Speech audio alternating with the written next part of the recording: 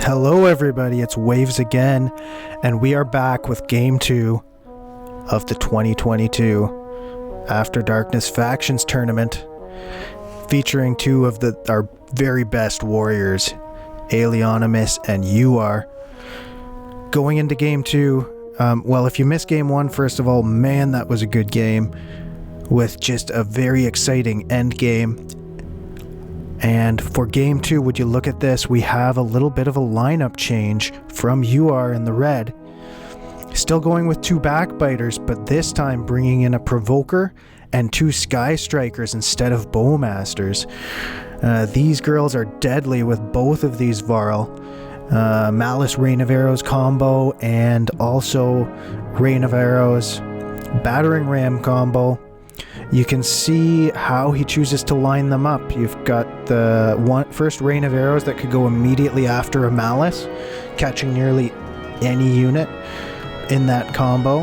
And you also have both of them together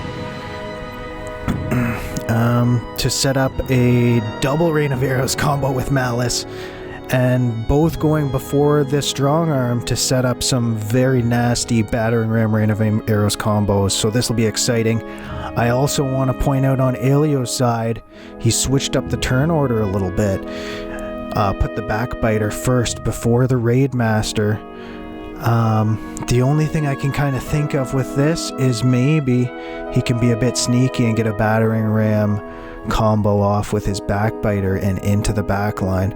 But these two Sky Strikers could make that tricky. We'll have to see. Here we go. Game 2. Where will we end up this time?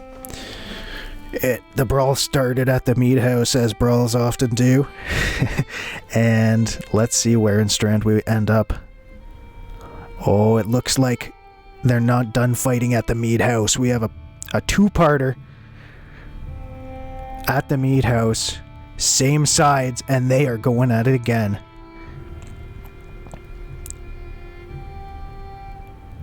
Aleo looking like he's posturing in a very aggressive position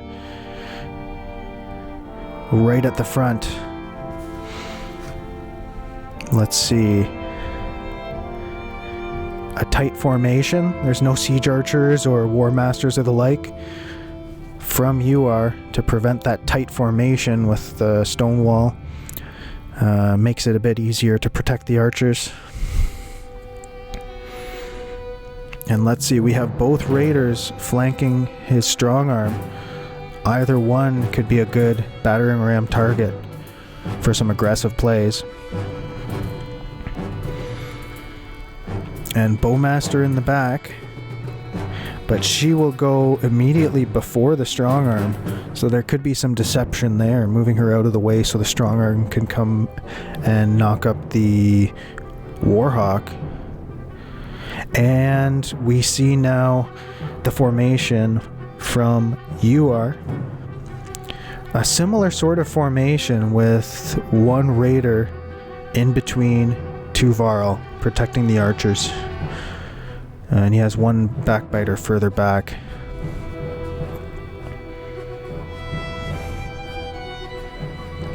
Let's see, I imagine the Provoker and the Strong Arm are level 3, which gives them quite a threatening range with that Rain of Arrows combo. Where is Aleo gonna want to move his Warhawk? He decides to rest for now, likes that position.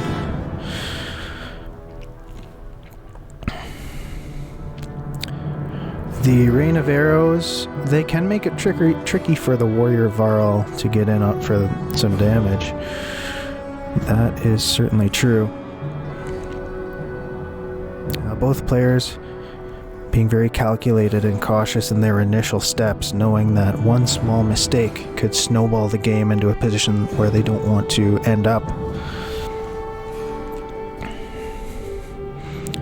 We have 18-8 with 2 exertion on euar's Provoker, giving it a very threatening range for the Malice. And Raid Masters be not immune to the Malice Rain of Arrows combo. However, Aleo doesn't seem to mind.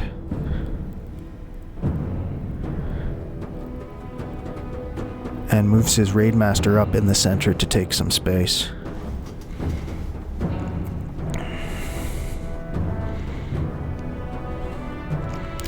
It looks like we'll have the first Rain of Arrows combo of the game.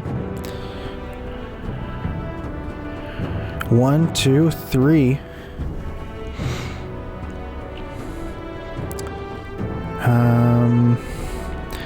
I guess the Provoker must be level...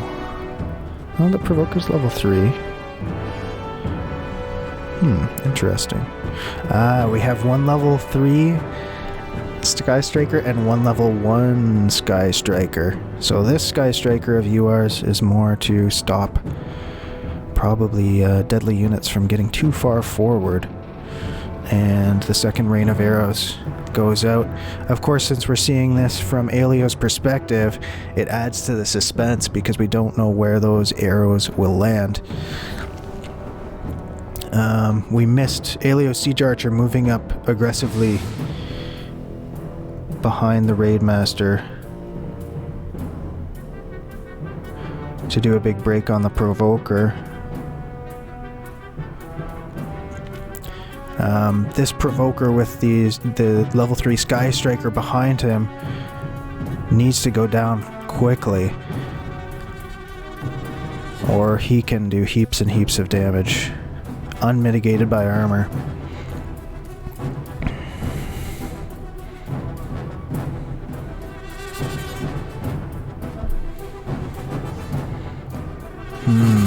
Let's see where the strong arm deems to go. He could actually save his own Raidmaster. What a brilliant move by Aleo. And finding the second trap. Very nice play. This looks like it'll nullify the Malice Rain of Arrows combo. Let's see though. Yeah, I don't think there's any way that euar can pull it off now. Aleo must have been thinking a few steps ahead with that one when he moved up his Raidmaster. Very nice move.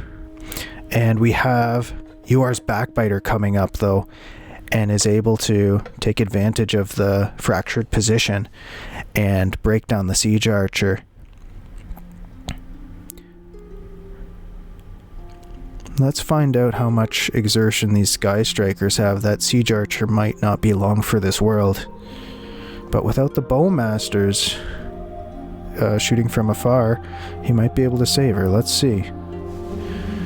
Alright, here Aleos considering whether the time is right to bring up his Backbiter, maybe to form a shield wall and protect his Bowmaster for a little while.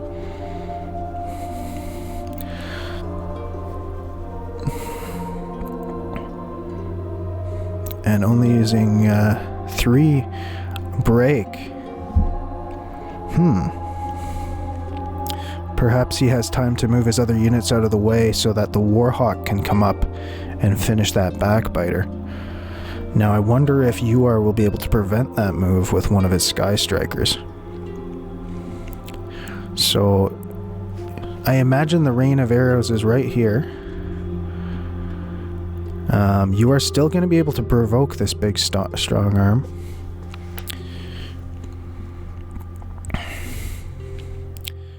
Let's see if he can pull off a combo.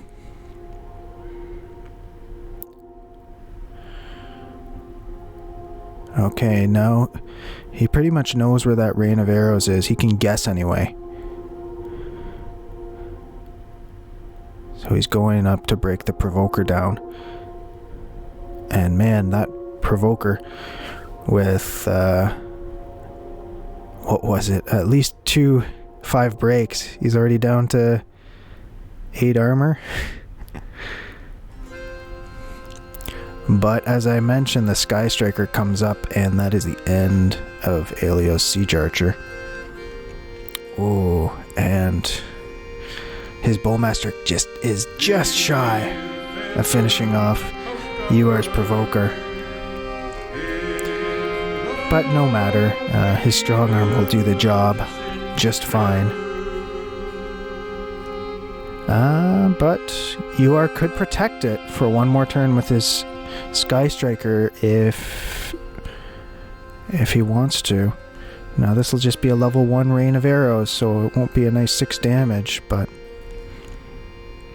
it will save his Provoker for at least a little while longer. And also give his Backbiter some breathing room.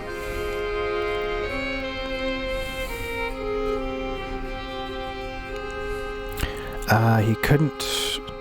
I see, he couldn't save his Backbiter from the Warhawk and save his Provoker. So unfortunately for euar, it looks like Aleo's Provoker is going to annihilate that Backbiter. Oh, that is a lot of armor break on Aleo's Backbiter, and now he has a choice. He can't Tempest both of them, but he can take out the Backbiter. However, that will leave his Warhawk vulnerable. Potentially, unless he can work some magic with his other units. You can see the brawl really concentrating in the center now, with all of the units really getting in on it. Very tight battle. Closely packed. Let's see, this is a level 1, and actually euar runs his Backbiters with 3 exertion. Wow, this is going to be a 6 armor break on the Warhawk. And one of his Sky Strikers is in puncture range, so that Warhawk is going to be losing health fast. However, there is so much threat from Aleo with the Strong Arm and the Raidmaster and the Backbiter all coming up at once. He's going to get in nice and close. Kill off the Provoker. No more Rain of Arrows tricks with the Provoker at least.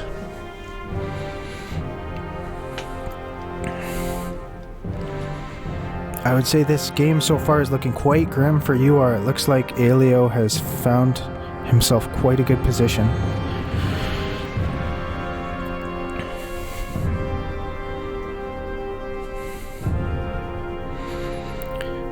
I think the trick with the Raidmaster in the beginning to bait the Rain of Arrows is what gave him some room. But it is far from over. Let's see where Aleo decides to send his Raidmaster. We still have a full Backbiter and Strong Arm as well on euar's side, so I shouldn't call this game before we know the result. It is still quite close. Okay, prioritizing the break on the Strong Arm.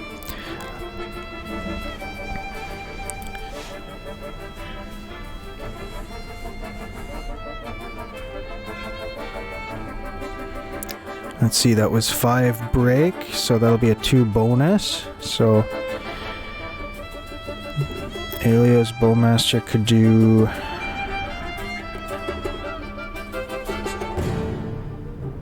probably 4 damage to the Strong Arm, but the Strong Arm is in range of his Bowmaster, so I don't think he's going to be able to do that. Let's see. And we have an arrow from euar's Sky Striker. We don't know where it is. It's likely preventing Aleo's Strong Arm from getting in on his archers. But it could be a trick as well. Okay, backing up and just shaving off 1 from the Strong Arm.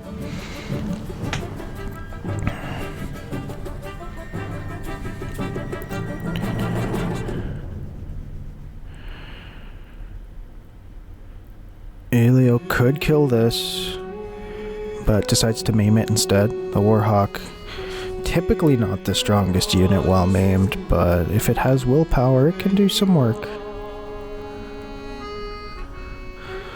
Alright, now we don't know where the Rain of Arrows is. but the strong arm only has 1 or 2 places to go. Oh, wow. And just kills the Sky Striker outright, so it was a trick from euar. But Aleo calls the bluff.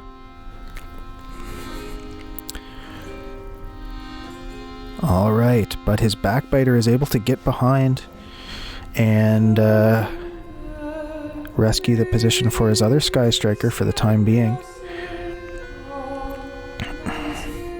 Meanwhile, Aleo's Warhawk is able to create a little bit of buffer room and uses up all of its willpower to break down the strong arm.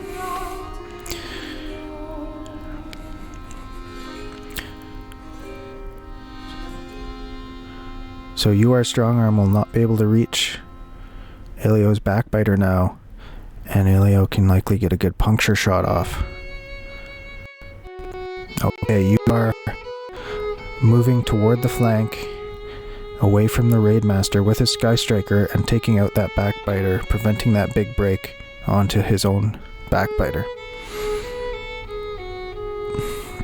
So Aleo decides to bring the Raidmaster back to deal with the strong arm instead of pursuing euar's backbiter and Sky Striker.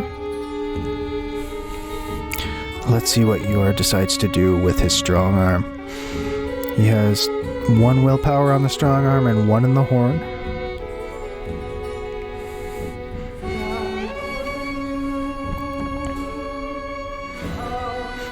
He does have a little bit of turn advantage that could work into his favor.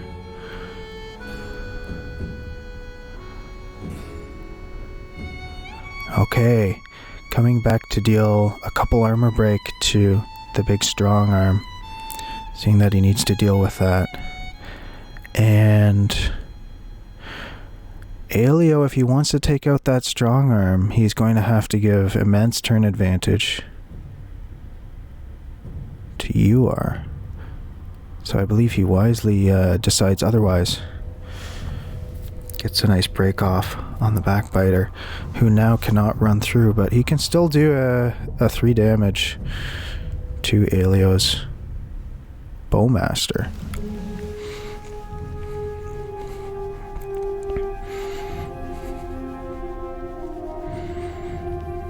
Now what does the backbiter choose to do?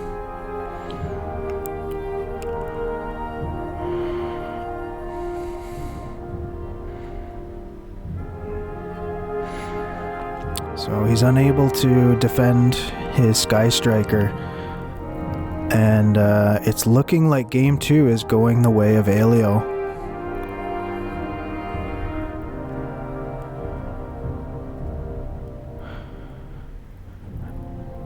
Can't kill it outright, but that Sky Striker is maimed. She'll only be useful for the Rain of Arrows blocks.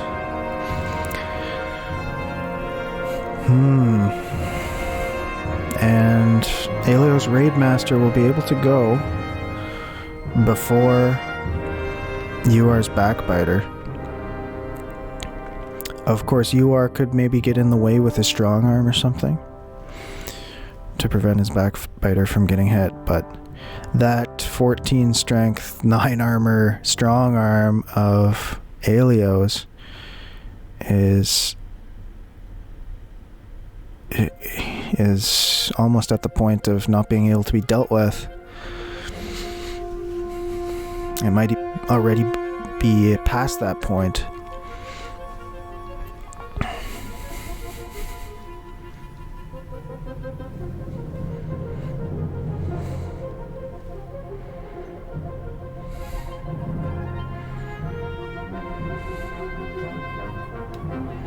Oh, but killing the War Master, I think euar is probably just, yeah, he says GG.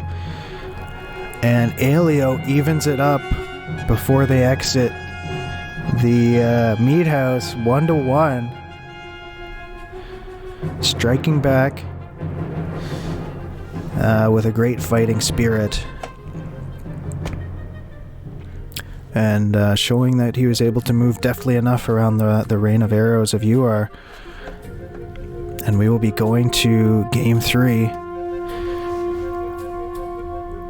in what so far has been quite an exciting Grand Finals.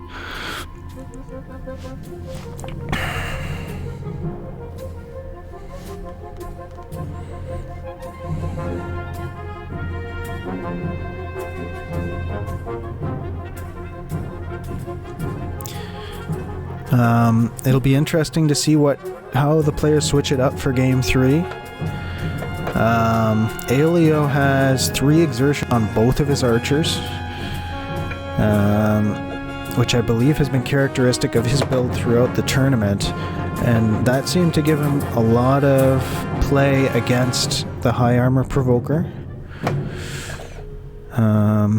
Also equally as potent at scraping down the strong arms armor as well. So I'm very interested to see how things change for Game 3. Alright. Hope you all enjoyed, and onward to Game 3.